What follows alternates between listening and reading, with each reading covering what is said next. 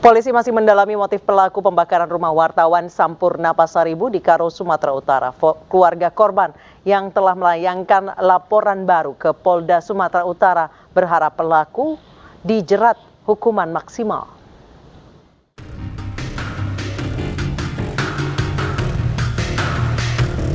Keluarga besar Sampurna Pasaribu, wartawan Tribrata TV yang tewas dibakar, melaporkan 3 tersangka dengan pasal hukuman mati. Laporan ini dilayangkan ke Mapolda Sumatera Utara oleh keluarga 2 orang adik Sampurna Pasaribu. Keluarga berharap tersangka mendapat hukuman yang setimpal, sementara seluruh pelaku yang terlibat bisa diungkap secara transparan. Yaitu kesamaan di hadapan hukum itu benar-benar diterapkan dalam kasus ini, begitu. Jadi kita akan terus mengawal ini sampai ke proses persidangan nanti. Makanya yang sudah tertangkap saat sekarang ini sebaiknya segera mengaku siapa kemudian yang menjadi otak pelaku dan lain-lainnya terhadap kasus ini. Sementara itu, dari hasil penyelidikan polisi, 2 eksekutor Rudi Apri Sembiring dan Yunus Syaputra menerima upah sebesar Rp1 juta dari otak pelaku bebas ginting.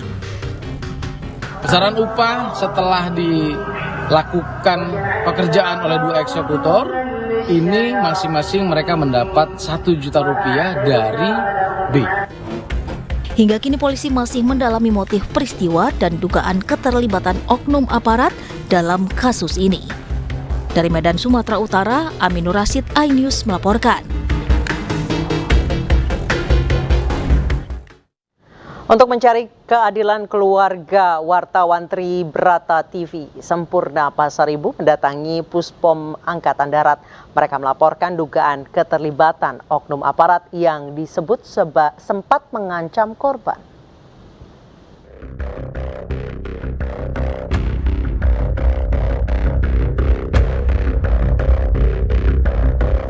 Keluarga wartawan Tribrata TV Sampurna Pasaribu terus mencari keadilan. Jumat lalu, putra sulung Sampurna Pasaribu ditemani kuasa hukumnya mendatangi markas Pusat Pos Militer Angkatan Darat atau Puspom AD di Jakarta. Mereka melaporkan dugaan keterlibatan oknum TNI AD berpangkat Koptu berinisial HB dalam kasus pembakaran rumah yang menewaskan 4 orang. Kalau almarhum Pasaribu itu sempat meminta perlindungan kepada pihak polisian, yaitu Kasat Reskrim Polres Tanah Karo, begitu. Ada juga percakapan kalau tentang adanya telepon beberapa kali dari yang kita laporkan ini, terduga itu yang keterlibatan anggota TNI itu kepada Pimretnya untuk melakukan takedown pemerintahan yang sebelumnya dilakukan. Ada 3 kali telepon, nggak diangkat, terus dibalas, tolong untuk dihapuskan, kira-kira begitu di percakapan itu dari Pimret. Menurut kita, tim KKJ, sikap Panglima mungkin itu terlalu dini ya, dan itu memang harus kita klarifikasi kan begitu, bahwasanya kita menduga dari KKJ dan LBH menduga adanya keterlibatan TNI. Jadi dengan bukti-bukti yang kita bawa tadi, dengan adanya data dari saksi-saksi yang kita dapat, kan begitu, ini yang meyakinkan korban untuk melapor ke Puspamat Angkatan Darat untuk mencari keadilan. Sementara itu, Panglima TNI Jenderal Agus Subianto membantah keterlibatan anak buahnya dalam kasus pembakaran rumah wartawan. Saya rasa dari Polri sudah mengatasi ya, yang rumah wartawan dibakar sudah diatasi oleh Polri. Tapi ada keterlibatan dari anggota TNI, prajurit atau nggak ada. Sebelumnya, rumah dan warung milik wartawan Tribrata TV Sampurna Pasaribu di Karo, Sumatera Utara dibakar pada Kamis dini hari akhir Juni lalu. Sampurna Pasaribu beserta istri, anak, dan cucunya tewas dalam kebakaran ini. Peristiwa terjadi setelah Sampurna memberitakan praktik judi di daerahnya. Polisi kemudian menetapkan 3 tersangka, yaitu Yunus Saputra Tarigan, Rudi Apri Sembiring, dan Bebas Ginting. Namun polisi masih terus mengembangkan kasus ini untuk mengungkap motif dan kemungkinan keterlibatan pihak lain. Tim Liputan iNews melaporkan. Polisi menangkap 2 penganiaya wartawan saat sidang putusan mantan Menteri Pertanian Syahrul Yassin Limpo. Kedua pelaku yang juga merusak kamera korban sudah ditahan.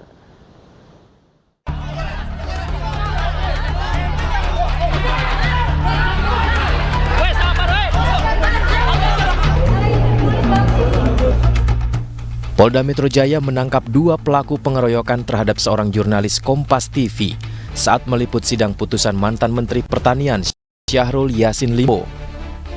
Kedua pelaku, MNM dan S, ditangkap sehari setelah peristiwa pengeroyokan. Usai polisi mendalami rekaman CCTV di Pengadilan Tipikor Jakarta, kini kedua pelaku sudah ditahan. Tadi kami sudah sampaikan pagi hari bahwa perkembangan penanganan kasus dugaan pemukulan terhadap rekan kita yang berprofesi sebagai jurnalis, saudara B, itu sudah dilakukan penahanan terhadap 2 tersangka, ya, sudah kami jelaskan tadi pagi. Perannya masing-masing memukul dan satu lagi memukul serta merusak kamera. Sudah dilakukan penahanan.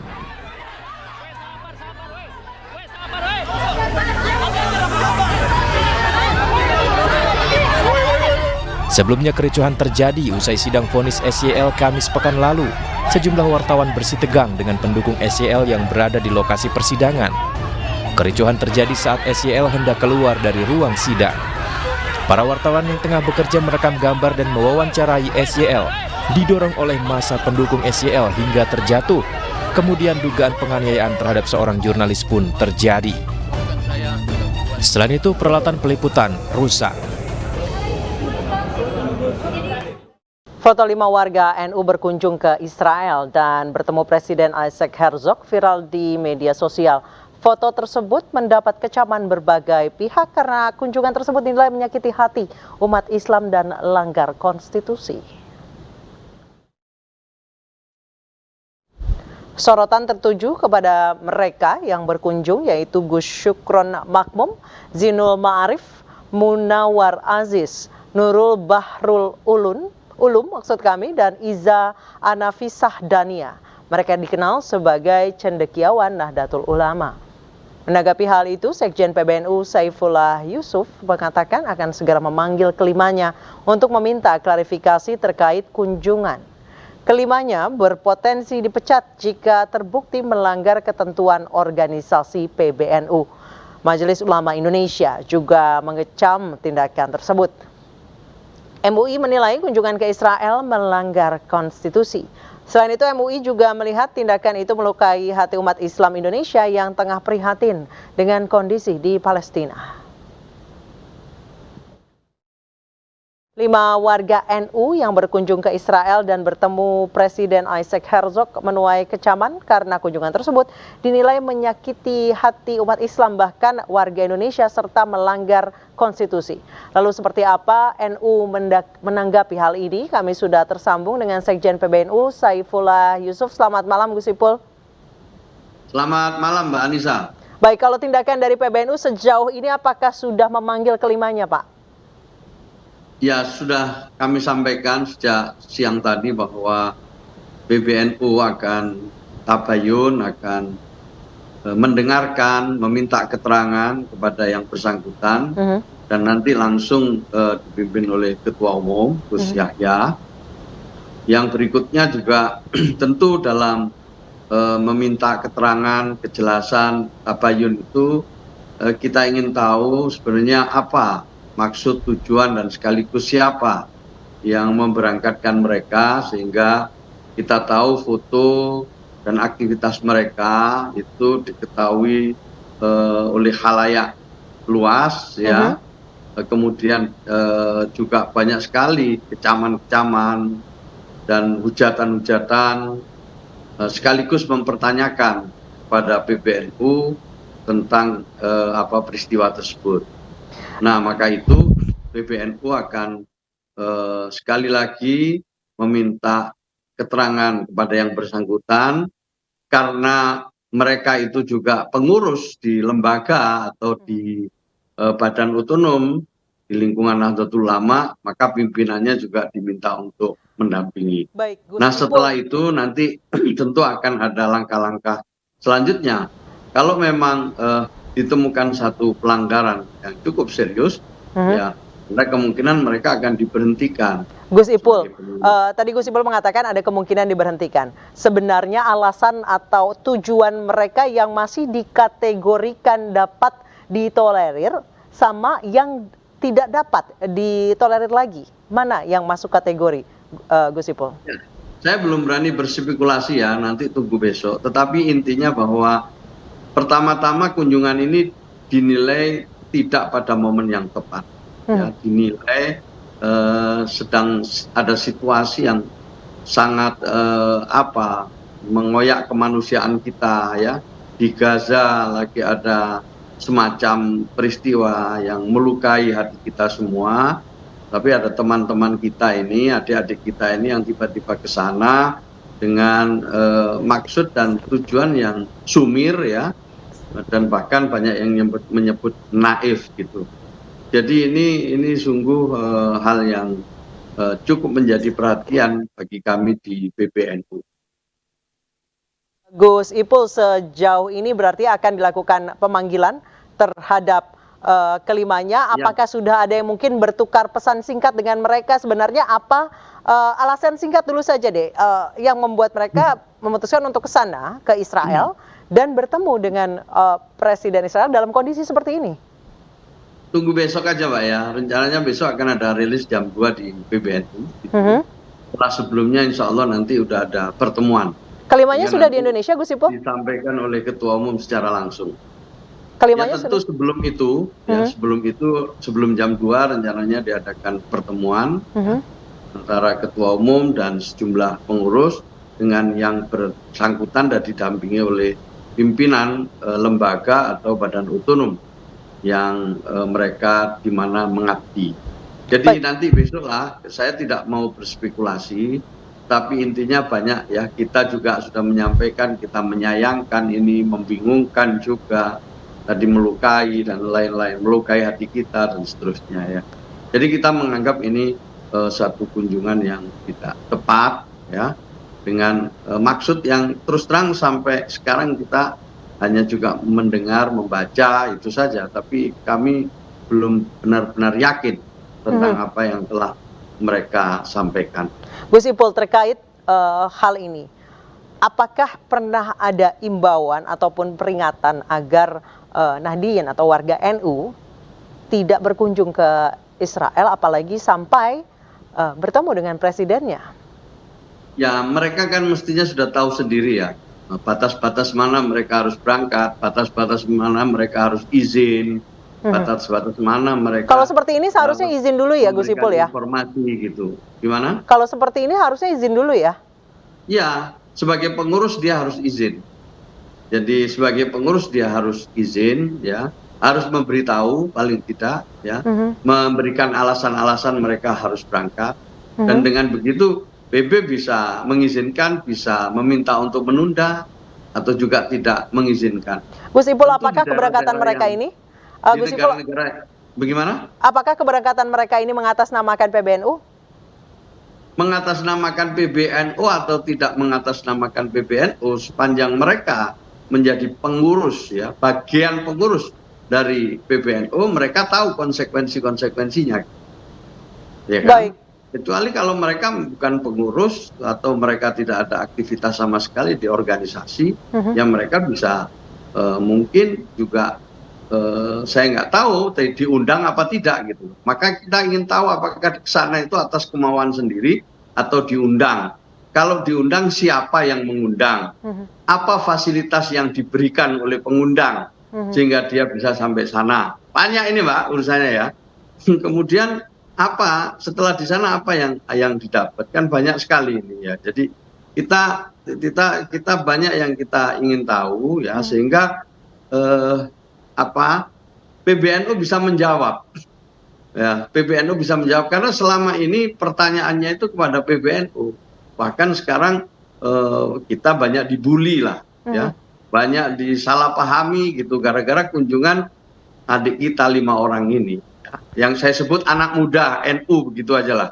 Ya, anak muda NU yang saya nggak tahu pertimbangannya dia tiba-tiba sampai di sana. Ini yang kita terus terang menjadi sangat kaget gitu dan tergagap-gagap ketika ditanya begitu banyak orang karena ini viral ya dan sasarannya ke PBNU. Gitu. Yeah. Kalau misalnya apakah tanpa di belakangnya ada NU, apakah mereka diundang? Ini pertanyaan juga.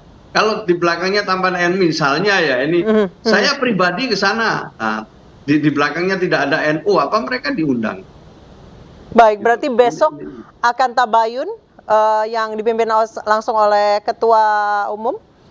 Ya. Kita tunggu informasinya besok. Gus Ipul, terima kasih. Ya, Gus silakan Ipul. ya juga besok saya undang juga ini.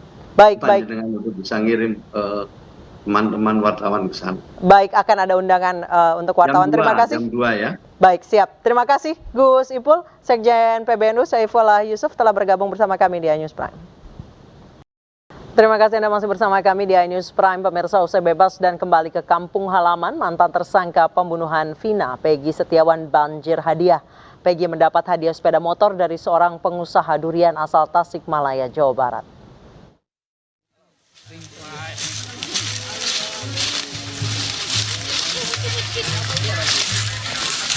Setelah dinyatakan bebas, kembali ke kampung halaman di Cirebon, Jawa Barat. Mantan tersangka harus didatangi mana paketnya mana? akan selamat dan berfoto bersama. Ini motornya dan ini surat-suratnya BPKB sampai.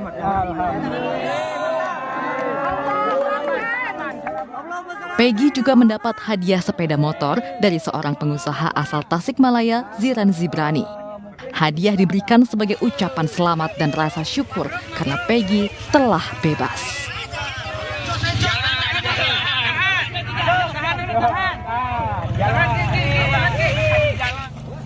Peggy pun mengaku senang dan akan menggunakan sepeda motor ini untuk keperluan sehari-hari.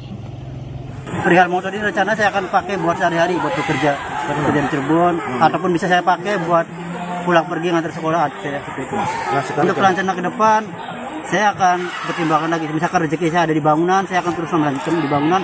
Meskipun pekerjaan saya ada di tempat lain, ya saya akan coba ambil tempat itu.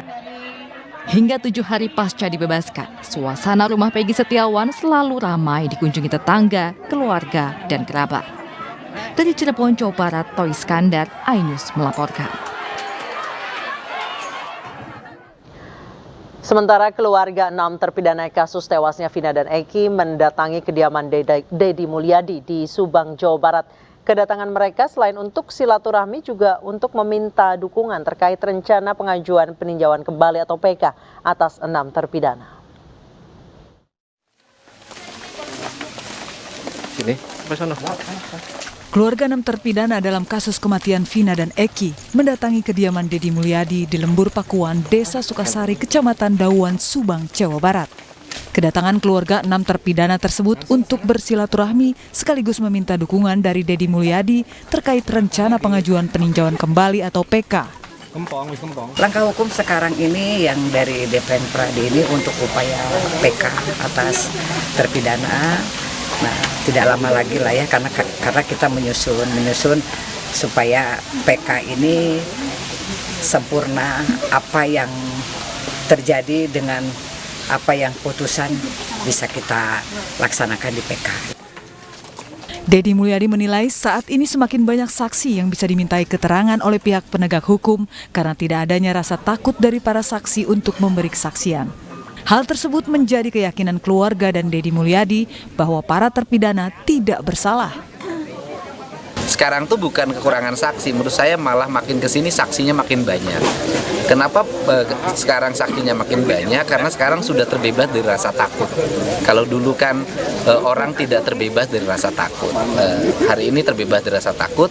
Mudah-mudahanlah sidang di Mahkamah Agung yang menyidangkan PK itu semakin banyak novum yang bisa menguatkan pembebasan mereka. Dan karena saya berulang-ulang, saya yakin mereka tidak bersalah.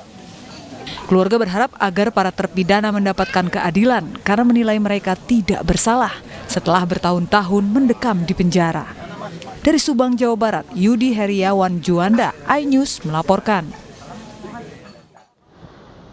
Mantan Ketua RT para terpidana kasus Vina Eki, Abdul Pasren, kembali muncul ke publik. Kuasa hukum mengklaim Pasren tidak menghilang dan dalam kondisi sehat.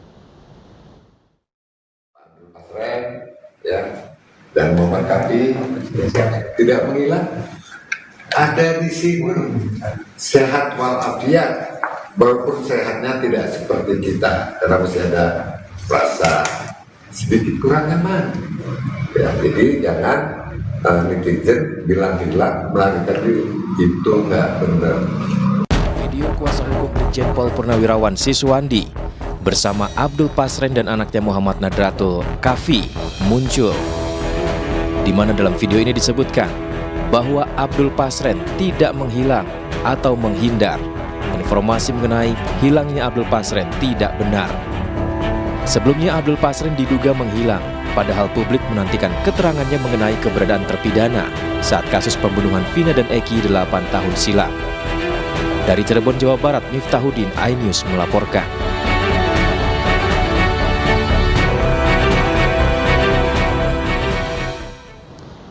Gugatan pra-peradilan Peggy dikabulkan, saksi kunci dalam kasus pembunuhan Vina dan Eki malah menghilang. Aep dan Dede yang disebut-sebut sebagai saksi kunci telah dilaporkan keluarga terpidana atas laporan palsu.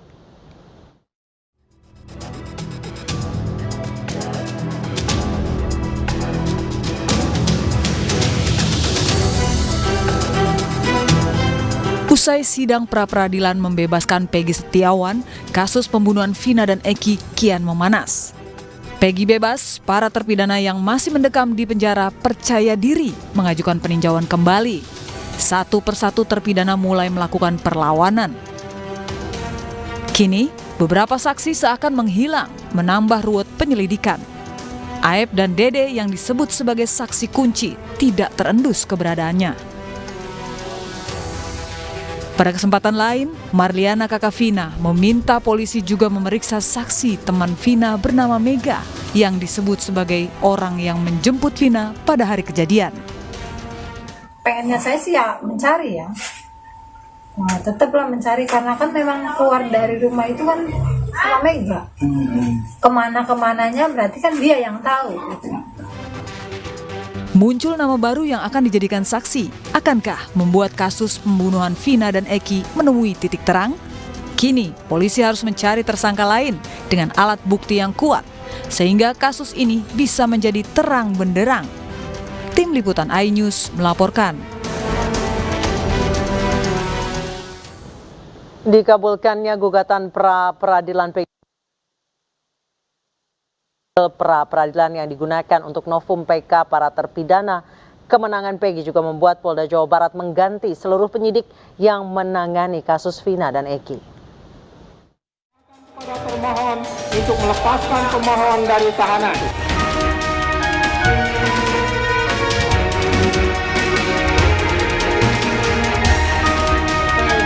Kemenangan Peggy Setiawan, mantan tersangka kasus pembunuhan Vina Eki di sidang pra-peradilan berbuntut panjang.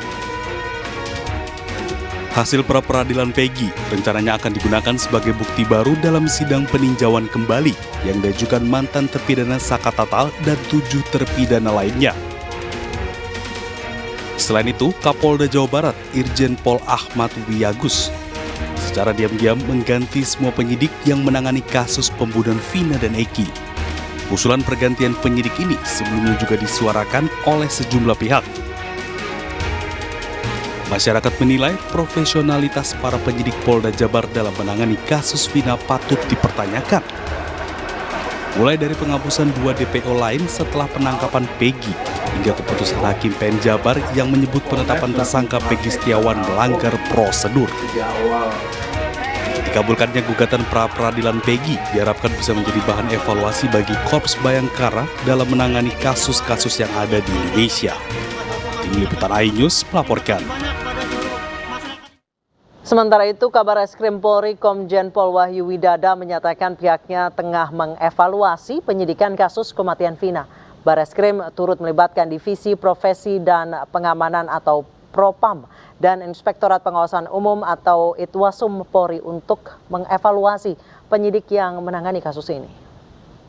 Ya, ini semua kan proses sedang berjalan. Kita juga tidak bekerja sendirian, dengan teman-teman dari Propam, dengan Itwasum akan bekerja sama untuk melihat ini semua. Nanti hasilnya ya sekarang sedang dalam proses, ya. Tentu semua dalam proses evaluasi. Kita tidak bisa menyampaikan, memaksakan seseorang untuk menjadi tersangka, kan tidak mungkin seperti itu. Semua nanti akan dilaksanakan sesuai dengan alat bukti yang kita temukan. Pemirsa, kuasa hukum Peggy Setiawan Insang Nasruddin meyakini Peggy tidak akan terseret lagi di kasus pembunuhan Vina. Menurut Insang, penggantian penyidik itu justru menjadi angin segar di kasus ini. Kami menilai justru hal ini membuat angin segar ya bagi penegakan hukum kita.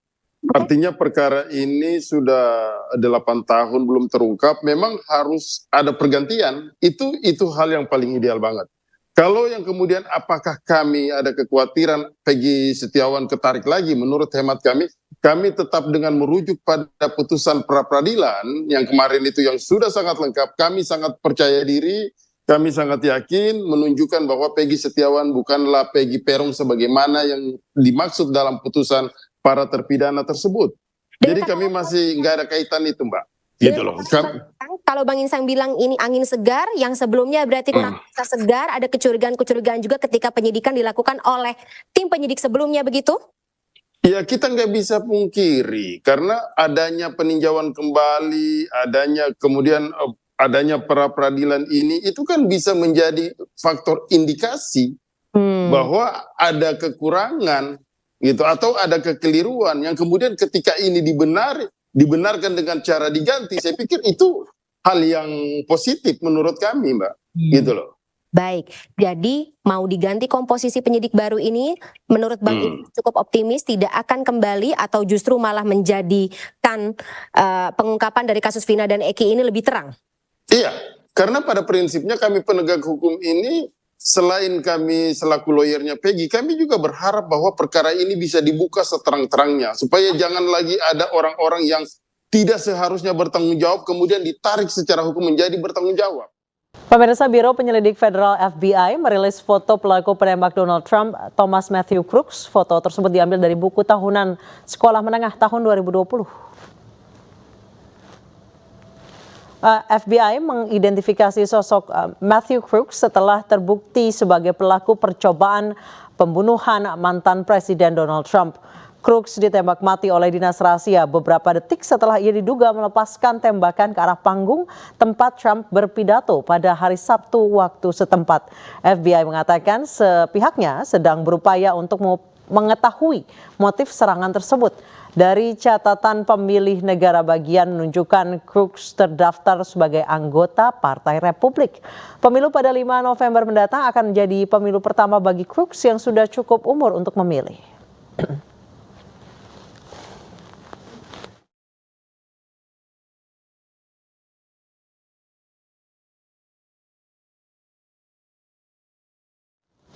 Pemirsa, penembakan capres yang juga mantan Presiden Amerika Serikat Donald Trump membuat kaget dunia. Pasalnya penembakan terjadi di depan publik di tengah orasinya saat berkampanye di Pennsylvania, Amerika Serikat.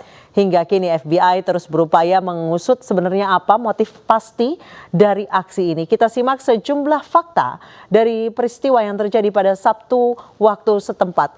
Penembakan terjadi, maksud kami pada hari Minggu 14 Juli, kini Trump dilaporkan 14 Juli waktu Indonesia. Kini Trump dilaporkan dalam kondisi baik karena mendapat penanganan medis dengan segera. Bahkan Trump bisa melanjutkan kampanyenya setelah peristiwa terjadi. Nah, Trump akan menghadiri konvensi nasional Partai Republik yang digelar di Milwaukee.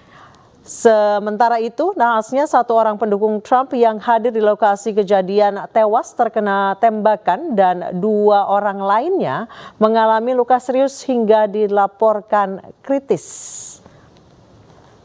Selanjutnya, beberapa jam pasca penembakan, FBI akhirnya merilis identitas pelaku. Pelaku diketahui seorang pria berusia 20 tahun yang baru berusia 20 tahun bernama Thomas Matthew Crooks.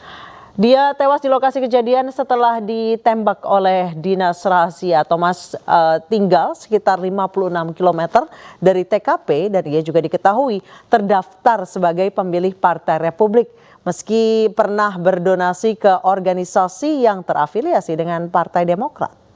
Banyak pihak mengatakan Thomas Matthew Crooks ini sosok pendiam, penyendiri, namun ramah dan jauh dari kesan berbahaya.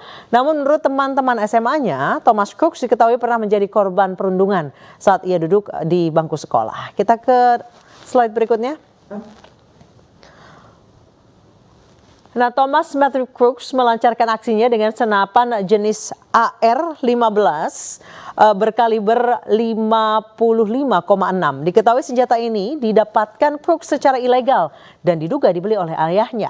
Senjata semi otomatis jenis ini menjadi salah satu senjata yang paling populer di Amerika Serikat dan versi entry level dari seri AR-15. Ini dijual di pasar Amerika Serikat seharga $700 Amerika Serikat atau sekitar 11 juta rupiah. Senjata ini disebut paling banyak digunakan baik di dunia militer, pertahanan dalam negeri, pasukan khusus, bahkan masyarakat umum di Amerika Serikat.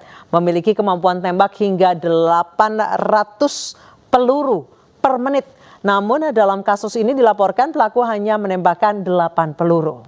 Diketahui memiliki jarak efektif 550 meter dan korban yang terkena tembakannya bisa mengalami luka lebar dengan potensi kehancuran hingga jaringan lunak dan tembus ke organ dalam. Kita ke slide selanjutnya. Aksi penembakan dilakukan oleh pelaku Thomas Crooks dari jarak yang cukup dekat dengan tempat Trump, dengan podium Donald Trump ketika berkampanye, hanya sekitar 120 hingga 150 di atas bangunan yang ada di sekitar lokasi. Pelaku diketahui melancarkan aksinya dari atas bangunan dan di tempat yang sama ia dilumpuhkan oleh sniper maupun dinas rahasia yang berjaga hingga tewas di lokasi. Slide selanjutnya. Pemirsa, hingga kini FBI masih menyelidiki sebenarnya apa yang menjadi motif remaja atau bisa dibilang orang yang baru dewasa berusia 20 tahun ini nekat melancarkan aksinya. Sesaat setelah kejadian, FBI menyatakan bahwa kejadian ini adalah murni percobaan pembunuhan terhadap Donald Trump dan belakangan FBI juga menyatakan akan menyelidiki kemungkinan adanya unsur terorisme domestik. Di Amerika Serikat, pemirsa, ada Undang-Undang Patriot di mana tercantum bahwa terorisme domestik adalah tindakan yang membahayakan kehidupan dan ditujukan untuk mengintimidasi penduduk sipil, bisa dengan cara aksi penghancuran massal, pembunuhan maupun penculikan. Dan pemirsa, itu adalah fakta-fakta sejauh ini tentang aksi penembakan Donald Trump yang terjadi pada akhir pekan lalu. Banyak spekulasi yang beredar tentang peristiwa dan juga latar belakang. Namun tentunya kita masih perlu menantikan perkembangan penyelidikan kasus ini. Demikian juga dengan dampaknya di level domestik maupun global. Gibran Raka Buming Raka dari jabatannya sebagai wali kota Solo semakin santer di publik. Namun saat ditanya mengenai hal tersebut, putra sulung Presiden Joko Widodo itu meminta masyarakat menunggu.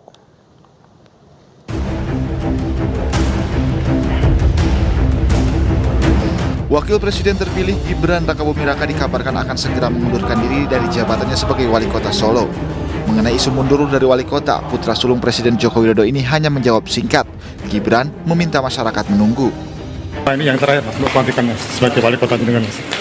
Ya, nanti lihat aja, nanti segera diisi ya, sungguh ya.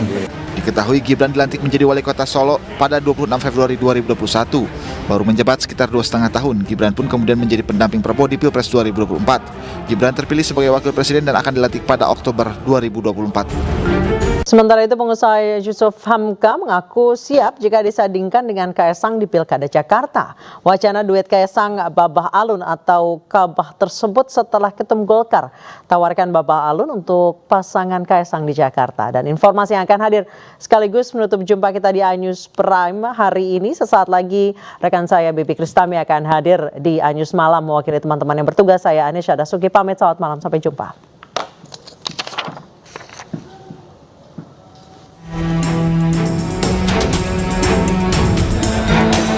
Kabar Ketua Umum Partai Solidaritas Indonesia atau PSI, Kaesang Pangarep maju di Pilkada Jakarta semakin kuat. Sejumlah partai pun telah siap mendukung putra bungsu Presiden Joko Widodo ini. Bahkan Ketua Umum Partai Golkar, Erlangga Hartarto, telah menyiapkan sosok pengusaha Yusuf Hamka untuk mendampingi Kaisang jika bersedia maju di Pilkada Jakarta 2024. Sehingga tantangan utama Jakarta adalah infrastruktur.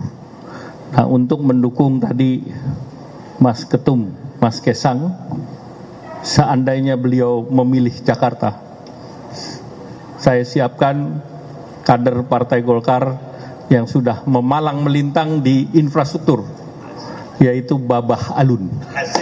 Mana Babah Alun? Jadi itu pembahasan-pembahasan, kita banyak punya waktu, tidak terburu-buru, kita akan berbasis ilmiah kepada survei. Dan tentu kita juga harus bicara dengan Koalisi Indonesia Maju. Adapun pengusaha Yusuf Hamka menyatakan siap jika sudah menjadi keputusan partai. Cuma bisa bilang, ini nggak salah Pak, saya nggak punya logistik. Logistik saya bukan buat bagi-bagi rakyat. Saya bilang, wah, saya bilang ini udah perintah katanya. Oh iya, saya bilang perintah saya tetap jalankan. Nah kalau rakyat membutuhkan logistik sama saya nggak pernah menjanjikan logistik buat rakyat. Saya menjanjikan kesejahteraan kalian pasti akan lebih baik. Ya, sekolah gratis, ya kan. Insya Allah makan pun saya sudah melakukan. Warung nasi kuning Babah Alun ini udah dari tahun 2018, dari Februari. Saya ditanya konsepnya apa? Seluruh kelurahan saya bikin warung nasi kuning. Kaisang memastikan PSI dan Golkar akan berkolaborasi untuk pilkada di sejumlah daerah. Namun uniknya, dalam sebuah pantun, Kaisang menegaskan PSI dan Golkar akan berseberangan khususnya untuk pilkada Banten. Kami juga tadi seperti yang Pak Erlangga bilang, kami beberapa daerah akan berkolaborasi. Salah satunya tadi adalah Semarang dan kemungkinan juga nantinya di Jakarta. Tapi izin Pak, saya punya satu pantun. Jalan-jalan ke